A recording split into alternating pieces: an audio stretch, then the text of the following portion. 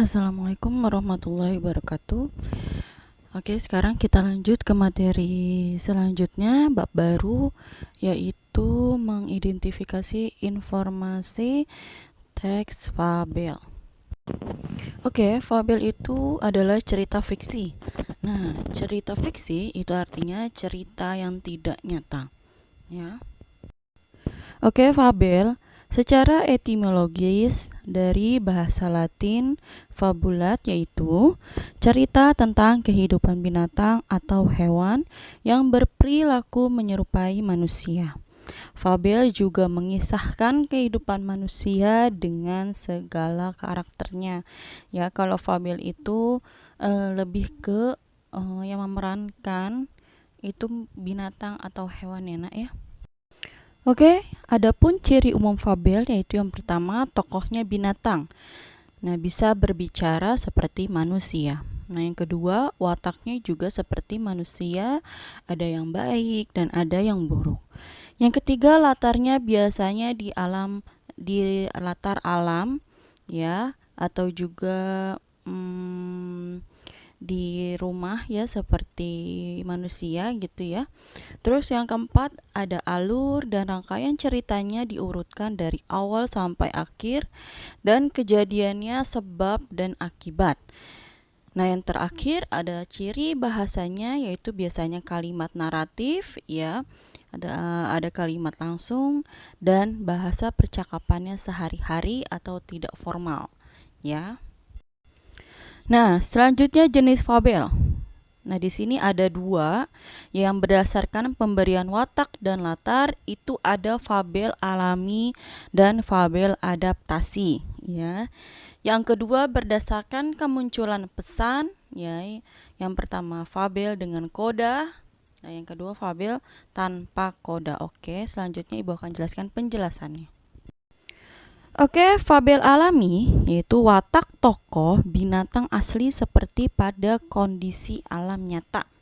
Nah, biasanya latarnya itu latar alam, ya, seperti di gambar di bawah ini. Itu biasanya hidupnya di alam, ya, dan kondisinya yang seperti biasanya. Kayak kalau bebek hidupnya di mana, di eh, di sungai gitu, ya. Itu namanya fabel alami. Nah, kalau fabel adaptasi itu watak tokoh binatang diubah dari watak asli. Nah, biasanya latarnya tempat lain, di rumah, di jalan, dan lain-lain. Nah, kalau kayak misalnya film-film film binatang, ya, tapi dia tinggalnya di rumah. Nah, itu sama seperti fabel adaptasi, ya. Kalau fabel alami itu kondisinya dia tinggal di alam, ya, seperti biasanya kehidupan nyata, dan adaptasi hidup di rumah dan lain-lain. Oke, selanjutnya fabel koda, ya. Fabel dengan koda dan fabel tanpa koda. Koda itu apa sih?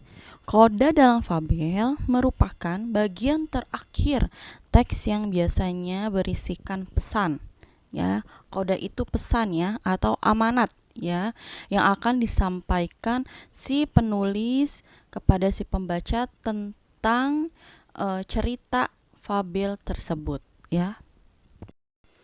Oke, fabel dengan koda, ya. Alur fabel dimulai pengenalan, ya, orientasi, terus munculnya masalah, ya, klimaks, masalah memuncak, mulai terjadi masalah, ya. Masalah memuncak itu klimaks dan ditutup dengan pemecahan masalah dengan pesan-pesan eksplisit, yaitu resolusi, dan terakhir itu koda. Pesan-pesannya itu termasuk koda, ya.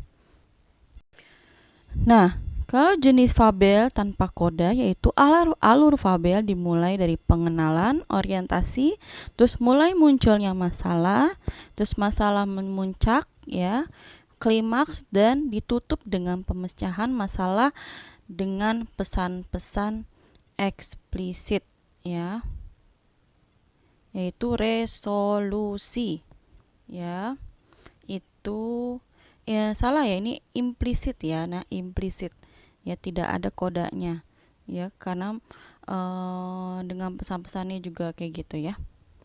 Oke, sekian penjelasan dari Ibu tentang fabel, tentang informasi teks fabel ya. Oke, terima kasih. Wassalamualaikum warahmatullahi wabarakatuh.